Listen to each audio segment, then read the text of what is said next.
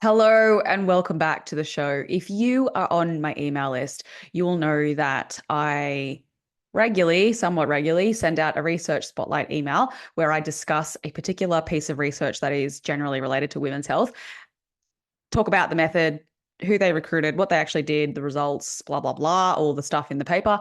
But then I talk about the clinical application for it. So what I would take away from that piece of research and implement within my clinical work. So if you get those, you'll know exactly what I'm talking about. If you're not getting those and you want to, you can jump on the email list. I'll put the link in the show notes for you. I do also share this on my Instagram page. So you'll see there's a couple of like carousel posts where I kind of quickly write, like I share the quick takeaways from that piece of, I guess, content in the emails, but not the full in-depth dive.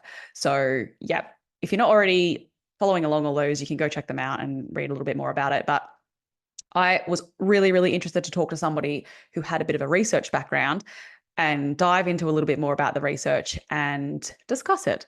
So we have Tijana today, who I'm interviewing, and she is a current PhD candidate. She's also a casual academic at UTS. So we talk in this episode about the combination of teaching and research and how that applies to clinical practice. So that's an interesting discussion, but we also talk about like what is a good piece of research, how to actually read it properly, and also, I guess, tips and tricks if you're a researcher and you're trying to communicate research to practitioners better. But yeah, we go down the pathway of teaching and research. So hopefully you take something away from this. I definitely did. But it is a conversation that I don't think I've had a lot with. I don't haven't spoken to a lot of researchers personally, so I quite enjoyed this chat, and I hope you do too. Hello, Tiana. How are you? I'm great. How are you, Courtney? Yeah, I'm so good. I'm really excited for our conversation today. Mm. I feel like, just for everyone listening here, Tiana and I have been like friends on Instagram for a while, and this is the first time we've actually spoken without Instagram, like on an actual call. So it feels like we're friends. Absolutely. Yeah. A Isn't long isn't time it so coming. yeah, isn't it so weird though? Like you just build these relationships with people, like get their profiles Very strange. Yeah. and already involved in their lives. But anyway, welcome to the show. Thank you for coming. Let's talk to everybody a little bit about like give us a little bit of intro into who you are. At the moment, I'd say I would most like overwhelmingly identify as a PhD student.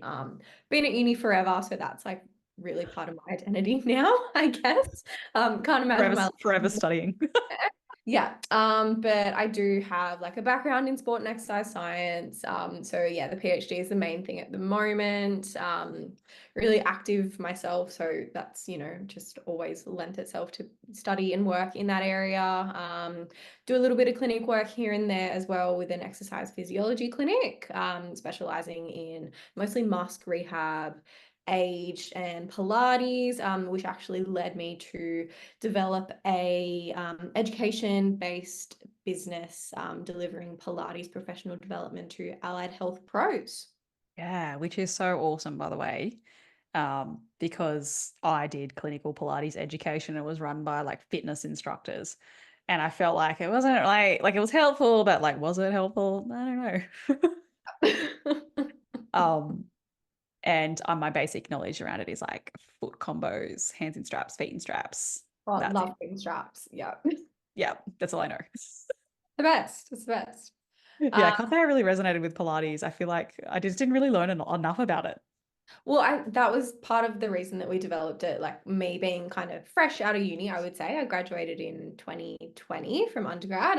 I had that lived experience of knowing almost nothing about Pilates until I started working, until I did placement. And that's where I learned it all. So yeah, we definitely realized that there was such a huge gap Yep. in that tertiary education. Yeah. So at the moment, mostly doing PhD work. Yeah. And then clinically, not so much in the clinic at the moment. Yeah, not within the last few months. I've just wrapped up a huge clinical trial for the PhD. So that's been absolutely consuming my time for the better half of this year. But yeah, we'd be kind of looking to get back into some face-to-face. The training sessions that we ran for the trial were all face-to-face coaching, and that really reminded me of how much I do love that time. Yeah. Can you just tell us a little bit about what your PhD is? Yeah, so I'm looking at high intensity multimodal training, which is a huge umbrella term that basically captures any form of high intensity combined aerobic and resistance activity. So if you think of functional HIIT or hybrid training, basically anything that's really hot and trendy right now in the community, that's what I'm looking at.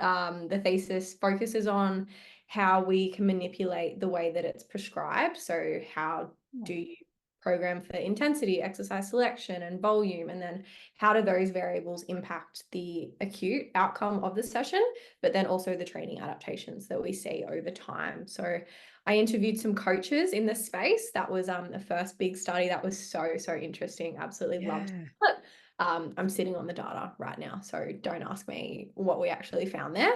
And then and then we trained just under 80 people for 7 weeks. I've literally just wrapped up in the last couple of weeks. We had some really amazing outcomes, like just looking at what I saw. Again, I'm sitting on the data because, as you can imagine, there are just mountains and mountains of numbers to deal with. Yeah. But overall, really positive experience for me and for everyone. Yeah, that sounds really awesome. I always think about like, oh, it'd be cool to do some research and stuff like this, but then I'm like, data and numbers. Yeah, Like, not my oh, thing whatsoever. So a lot of learning. I am a pivot table virgin. Never done that, never been there. So yeah, a lot to learn. yeah, you're like this part, the next part of the study is probably not going to be that fun. Yeah, no, like I can write all day, absolutely. Oh, but no, numbers, not very good at it. Well, I look forward to hearing the updates about the data and what you've actually found.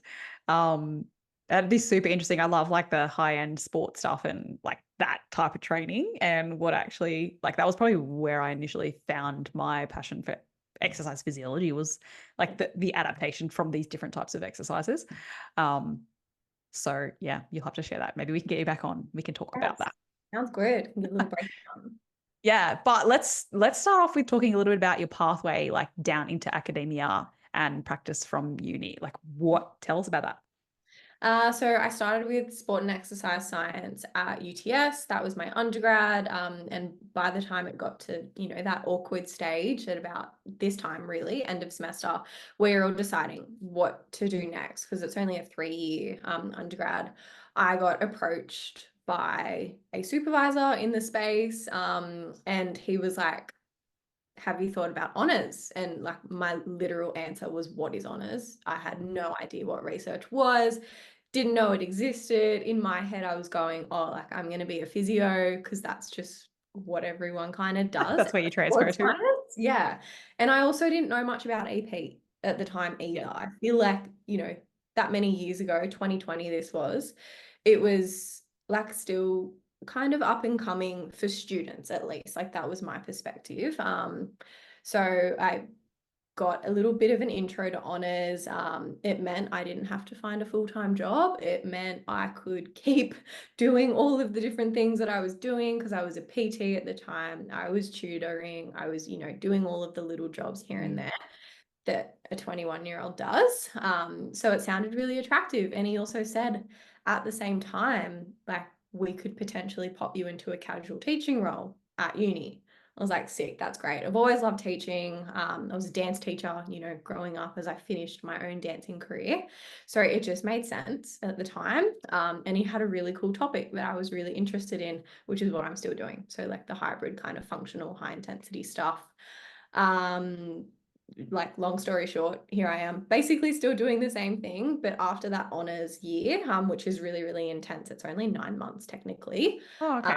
I had that option to either go see later research, I'm done, or the traditional pathway is to just keep going into that PhD. I did make the decision though to like hang back for 5 months or so. I didn't go straight into it, which I think was a really good decision. I was just able to keep teaching, have a little bit of a break, but still have those wheels kind of turning in the background. Because once you do start, then your end date officially is 4 years after that. So a little bit of a hack to the system, I guess, to like work without working and without having that deadline. So that was in 2022. I officially started in about the May. So I've just kind of passed my halfway mark at the moment. Yeah, wow. So when you went, so does that honors year, was that what gives you your clinic, like your EP? No, so I'm still not AP. I'm AAS. That's Oh, yeah, yeah, okay. yeah, Right. yeah. I So, actually didn't I don't think I knew that. yeah, I think Wollongong offers it as a like Yeah. an EP with the fourth year of honors research. Yep. No, I was 3 years AES, and then the honors year is only research. So very Yeah. Okay. It's for funny that. that you, pardon? For the 9 months, it's hectic. Yeah. Yeah. I actually enrolled initially in sports science as well. And I think I got to like the second year and someone was like you should just transfer into exercise physiology. And I was like, what the heck is exercise physiology? Like, I actually don't know. And Yeah. I'm pretty sure the only reason I did it was because someone said they'll be able to claim through their health fund to see you. And I was like, I better do that. Like they'll want to claim for sure. Like Yeah. I used to just, The proof. yeah, like my mum was always like, oh, use your health fund on that. We've got health fund cover. So I was like, oh yeah, definitely probably better. And Yeah. Medicare rebates. And now I like do not care about those at all.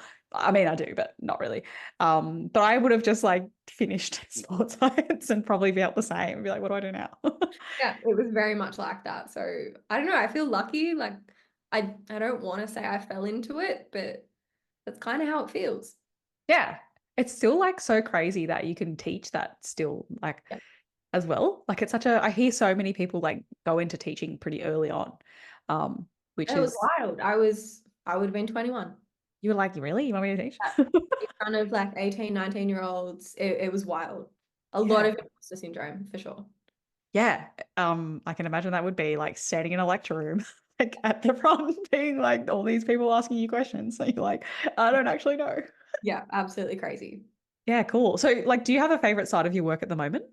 Um, I think the PhD actually has been quite enjoyable, particularly for the last little bit because it's been so hands-on now. My intro to research, unfortunately, was during COVID. We had that big first lockdown and basically nothing happened for 6 weeks. I was going, I don't know how to do anything. Like, this is my first time, conducting online research or, managing survey responses and all of that. So there was so much self-directed learning initially. Yeah. And it was really challenging. So this year, actually being able to do real life research and run an experiment was so cool. Like testing Yeah. testing VO2 maxes.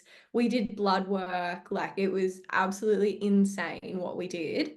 So I think that's definitely been a little bit of the favorite. But then every week, like I still get to go into the classroom and be face to face with students, and that's wild to me as well that I still get that experience while I'm doing all these crazy other things. Like I think I'm very lucky and grateful that I'm balancing these two worlds at the moment. Yeah. It's pretty cool. That's a lot going on. I don't know how you like, A lot going on. Yeah. Yeah. good on you. Good on It's you. okay. We survived. We're at the other side. Yeah, but I feel like you're also the type of person that probably loves this. Yeah, like a little bit. I Yeah. complain, but I love it. Yeah. Yeah. You're like, I don't know what I would do if I wasn't doing both. Like Yeah. in my Yeah. free time. Like what's free time?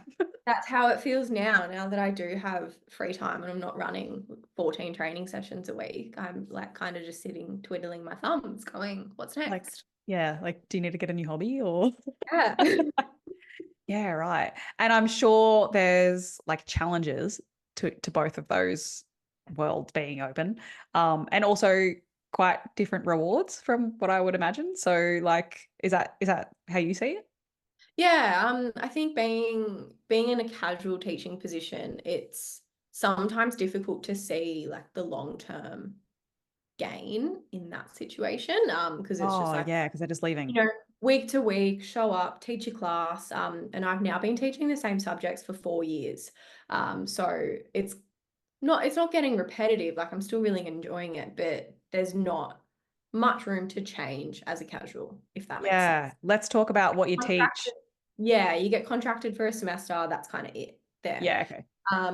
So my two main subjects that I've been teaching for 4 years are anatomy based. We've got structural anatomy in first semester for first years, which you can kind of think as anatomy 101. So this is the humerus, this is where this muscle attaches, this is the knee, these are all of the ligaments and so Yeah. on. very surface level, and we do approach it in a sports science context. So it's very different to say another health degree like nursing, midwifery. We're Yep. covering things that translate to movement. And then You in do our planes second, of motion? yes, yeah, Oh, yeah. I remember sitting in the uni library going like coronal plane, frontal plane, and like trying to work them out, and it just felt like so foreign. It's yeah, a lot of weird concepts, and all of the movement terminology too, like abduction, adduction, all of the rotation, supination, pronation, all of that. And for students who haven't come from a PDHP background in high school, That was it me. is really challenging. So like I take it for granted every year. I get back to that first week and I'm like, okay, right, strip it all the way back. Yeah.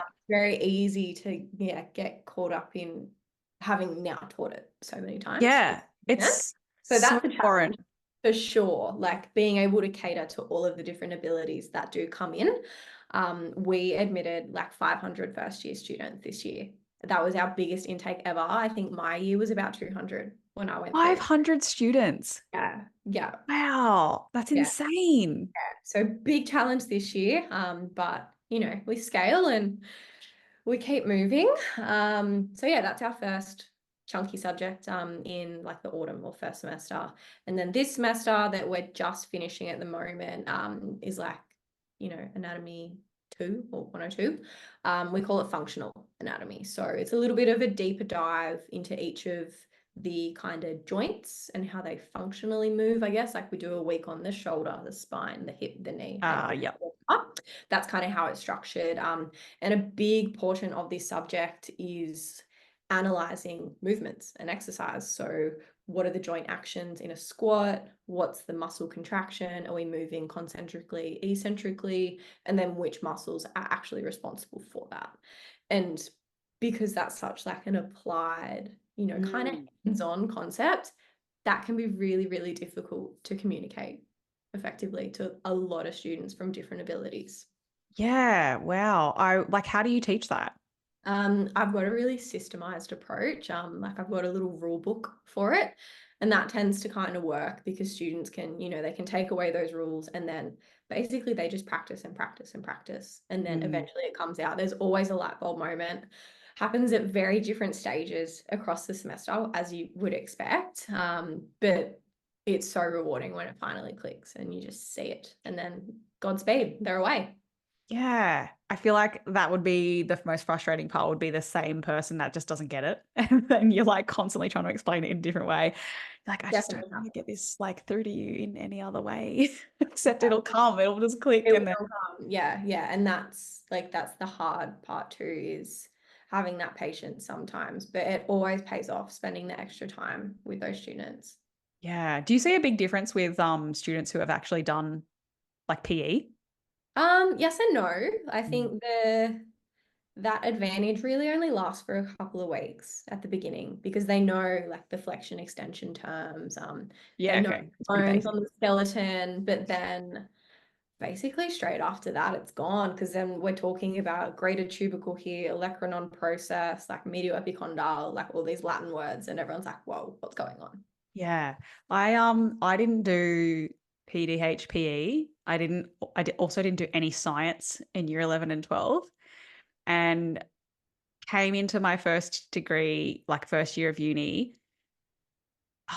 I was delayed. Like I went as a mature age student. So I was like Oh, 5 or 6 years out of school and they were right. like chucking me into like biology, like human cell biology. I'm pretty sure was one of the subjects we did first up. And then we did anatomy and then we also did biomechanics and it was all the maths. And I was just Oh, like, what? Like I was like Pythagoras theorem. I swear I know something about triangles in this. And like the yeah, like yeah. table, what's the table with like what's the cell table where it's like iron and The like periodic the table. periodic that's the table. That's my knowledge. Yeah, and then they were like, it was just like mind blowing because I did not know anything and I was like learning all three at the same time and all these like Yeah. fresh out of school peeps and like knew what this was and I was just like failing every subject. Yeah, that advantage disappears quite quickly, for sure. But I would say for the most part, I am seeing like first year, so high school leavers. Yeah. Yeah. Well, I was a high school leaver just like 5 years before. And I was like, I will never need science. I will never need PE. And then I'm like in a science degree. Anyway. Yeah, well, that sounds like a pretty cool role though.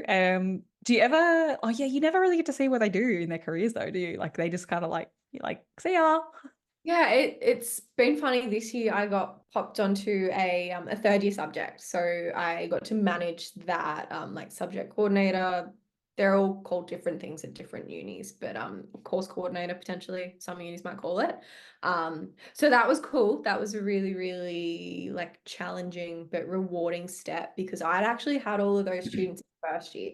So it was awesome to see them in their third year, final year, like doing all of these practical, hands-on kind of subjects. So that was really nice. It was like a full circle kind of moment.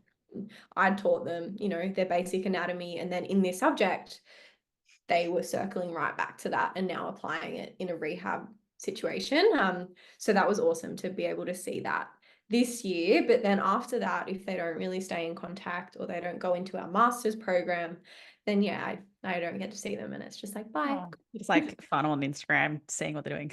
Yeah. If they do something. Yeah. Or if they Um, follow me, I'm like, great, that's fine. yeah. That's funny. I would love to talk a little bit about how everything that you do intertwines, like your teaching and your research and how that impacts like your clinic practice and vice versa. I know like I talk a lot about like research in the things that I do, how I clinically apply it, but like you also have that teaching perspective as well. Like, can you talk us about the positives and the negatives of all of this and like all of it? Like, I feel like this is a pretty big question. A little bit loaded.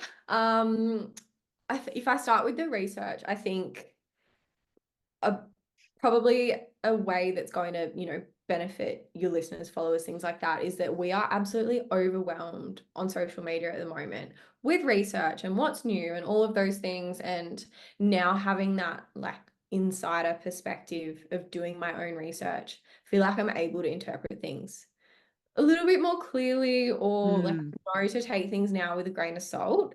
And so nice to hear you before say that. that, like I can definitely see why practitioners are like, what do I do? Like there's so much messaging, what's right, what's wrong, blah, blah, blah. And now that additional layer of having actually conducted a trial, I'm like, I know that so many things like don't necessarily reflect what we do in the community, or so many things are like very very lab based and controlled because like it has to be, right? Like randomized control trials, that's the way that they're designed and run. So there's a lot of back and forth, and like there is a lot of gray, and that's kind of fine, that's okay. But I think that's still something that's not super clear to practitioners or to consumers.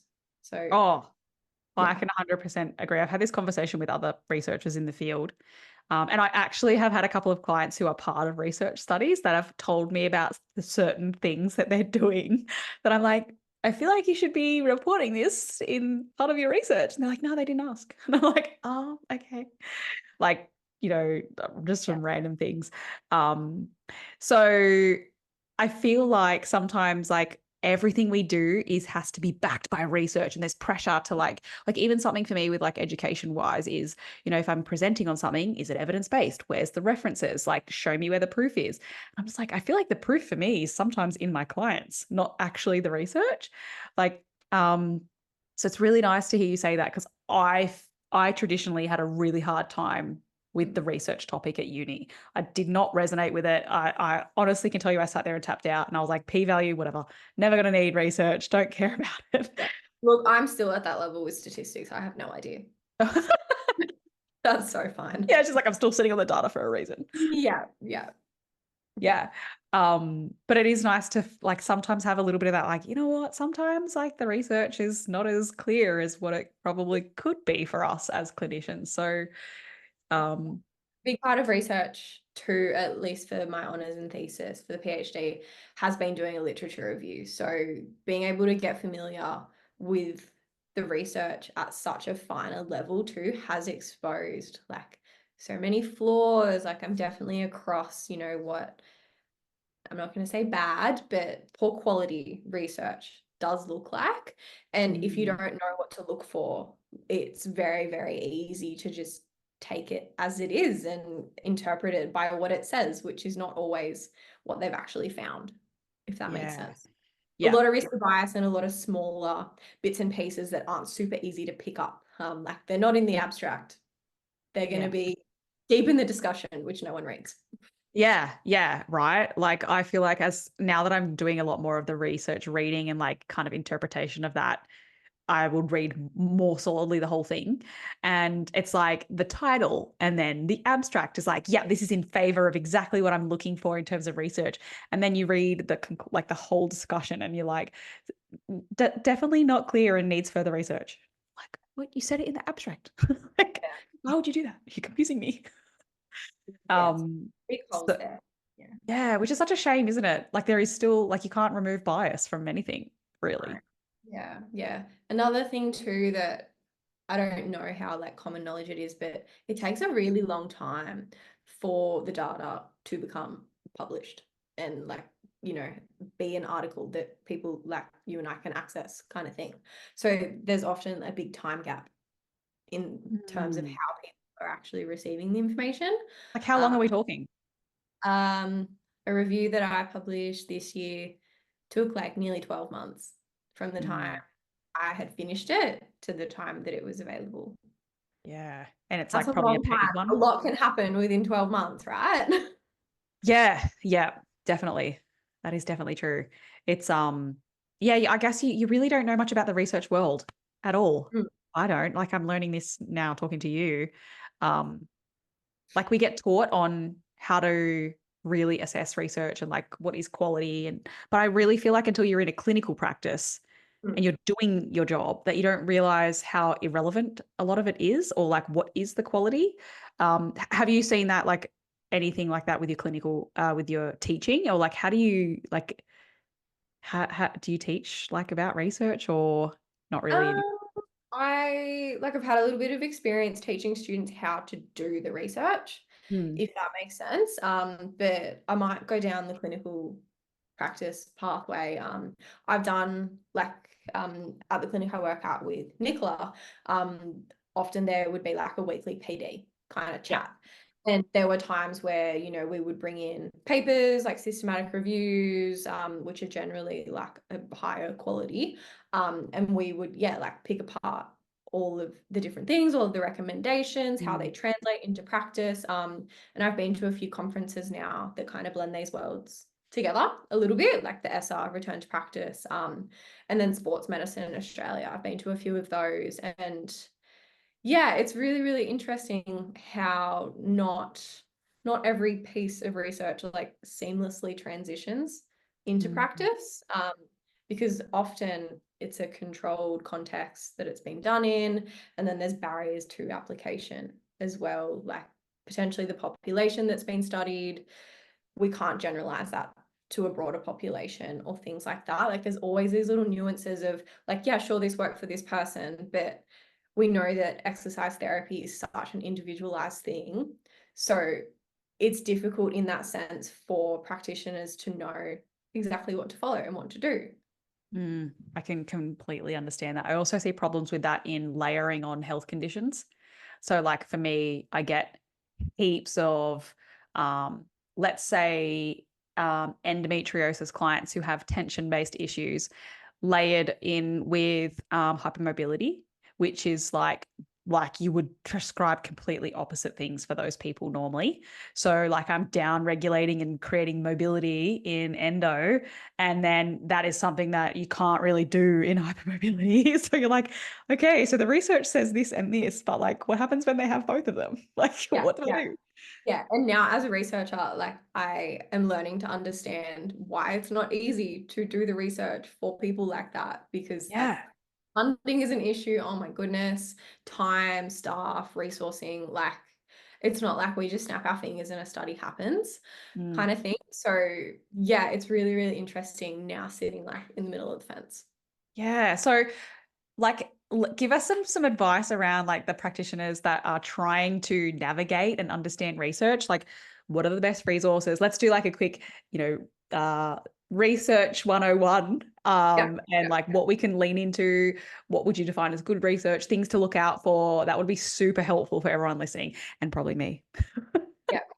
Look, I'm not going to pretend I'm any expert, but this is like my approach. Yeah. I would kind of start. Like Google Scholar, I think is fairly user friendly. It's Love Google Scholar. Yeah, like it's not potentially our most like robust database that we would use for a review, but I think from a practitioner perspective, it's user friendly. Like it's really easy. You can filter your searches and all of that quite well. PubMed is another really good one that I like. And I tend to refer students to both of those as well when they're starting research assignments and things like that. Like the uni obviously provides a library too, but that can be a little bit overwhelming. I know I was overwhelmed as a first year. I had no idea what was going on. Like, how do you reference what's Harvard APA, you know? So Yes.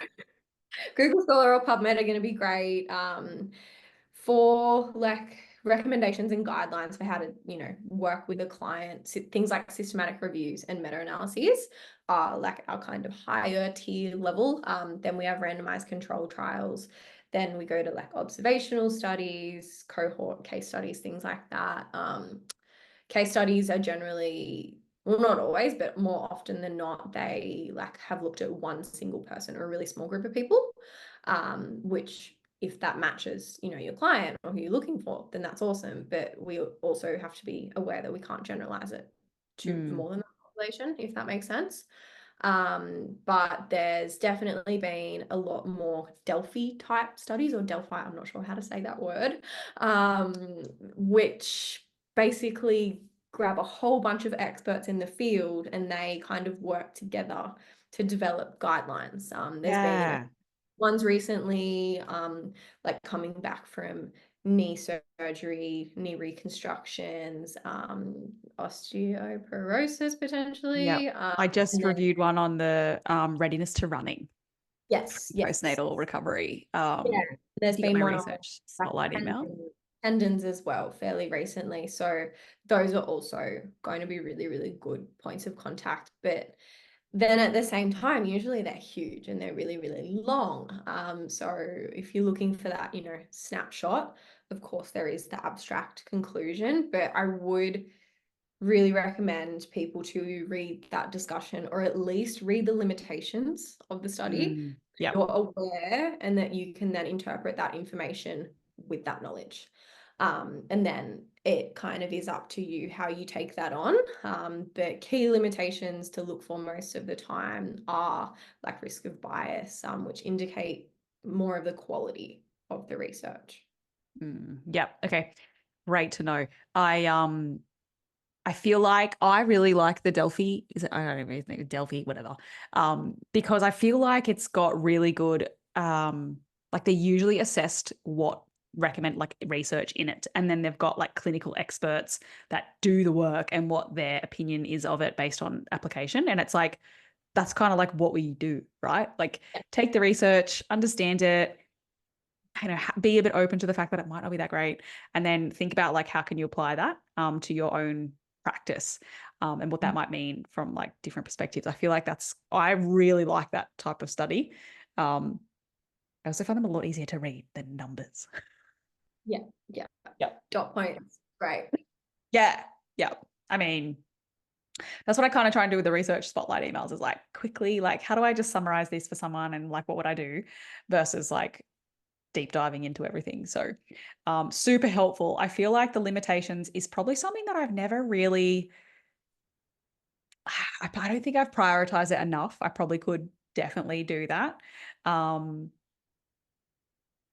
But in saying that, I'm like, sometimes it's boring to read. Yeah, it is. That's totally fine. Yeah, absolutely. That's the first part I usually write of my own papers, but that's fine. I should probably read them first, maybe. Maybe that's a good idea. Read the limitation first and then read the study, and you'll already be aware of the potential I bias. only start there because it's usually the easiest part to write. You're like, I already know what the limitations are. Yeah. You've already got it written, haven't you, for you? They're all feeling Oh, that's quite funny. Now let's take a little bit of a spin on this though and look for what advice do you have for researchers that are maybe trying to better communicate their research to practitioners? I feel like that's I follow a couple of researchers in the space and I see them do it quite well on Instagram. But, Yeah. what are your thoughts on this? Yeah, I mean, like I've tried to talk a little bit about my own research on my Instagram platform, things like that. But there are a lot of people who are doing it really well, I think. So like I'll speak about them because again, like I'm not pretending I'm preaching. I'm still finding my feet in this Yeah. world.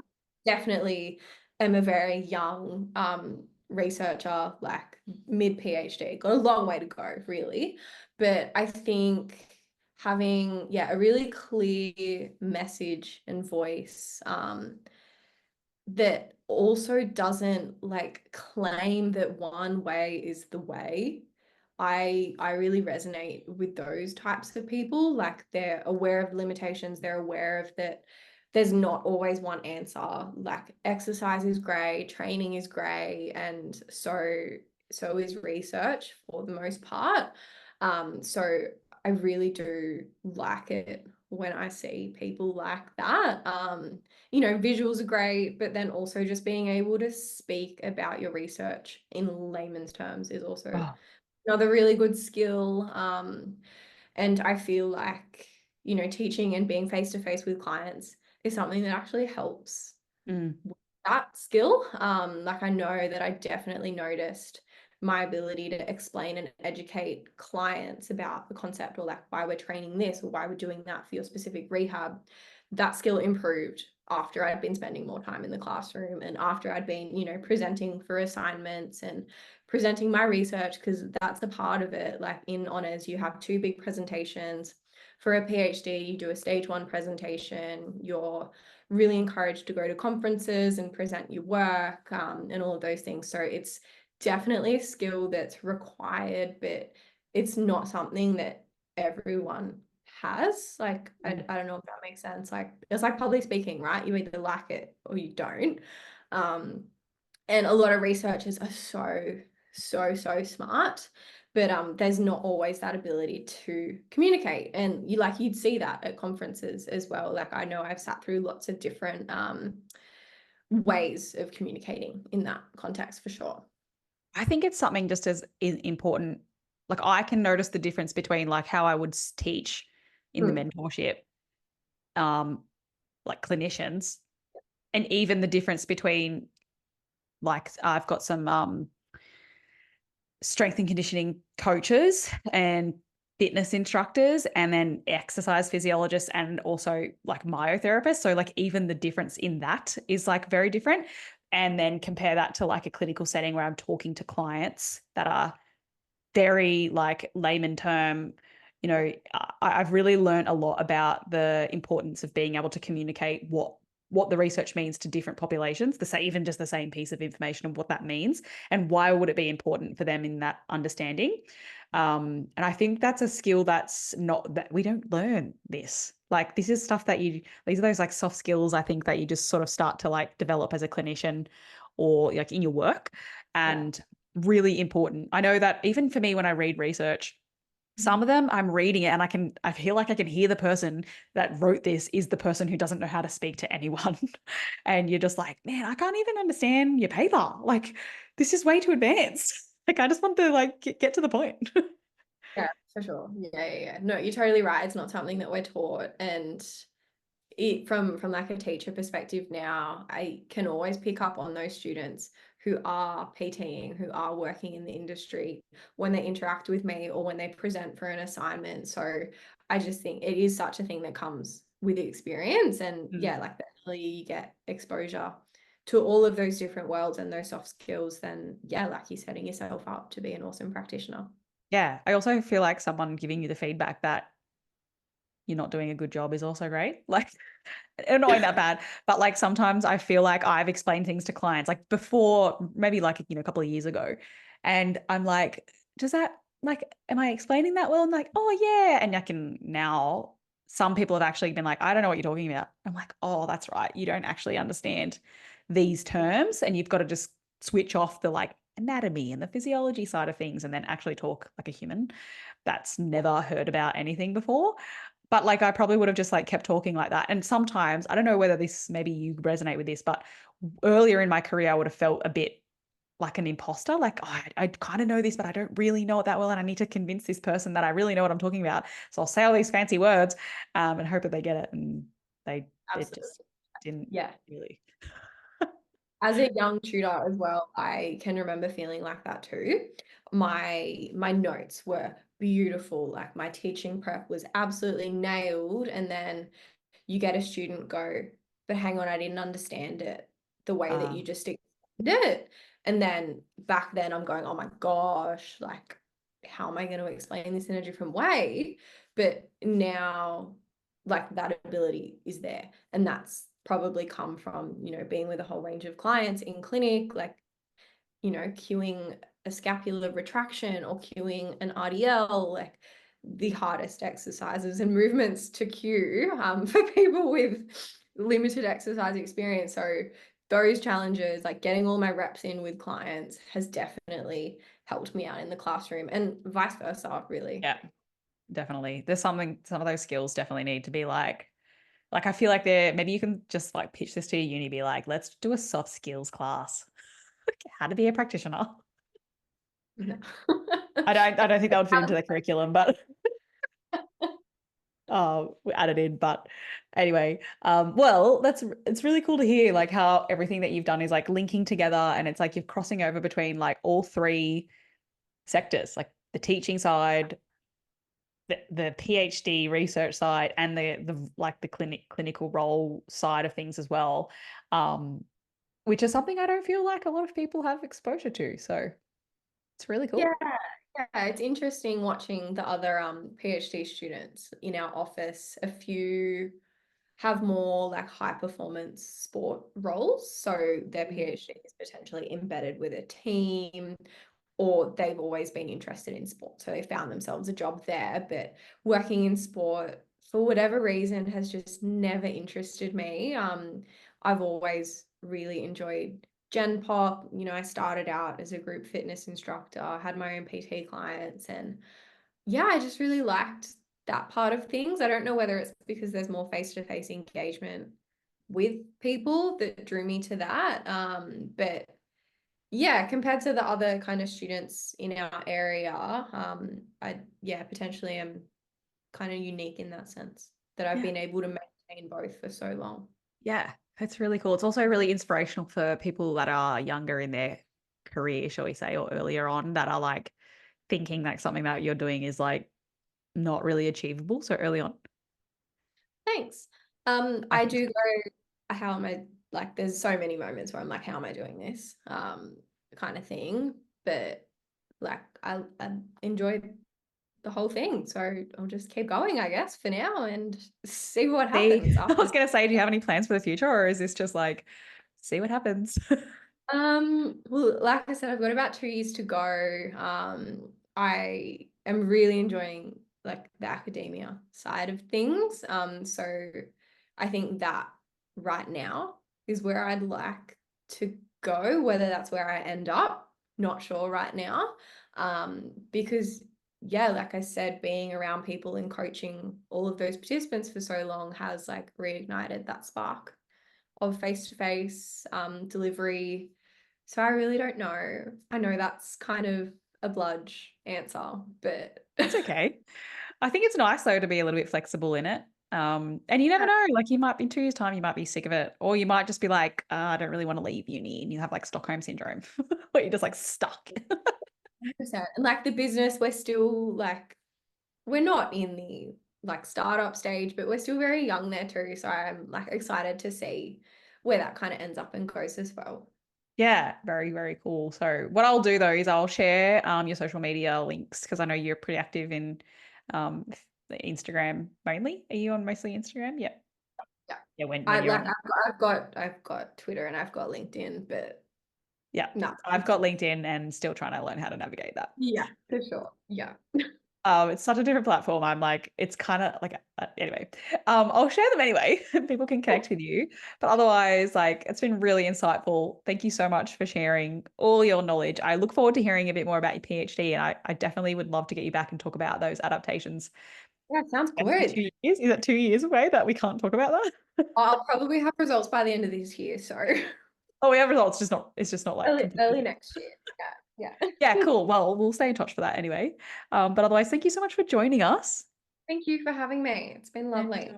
and we will connect again.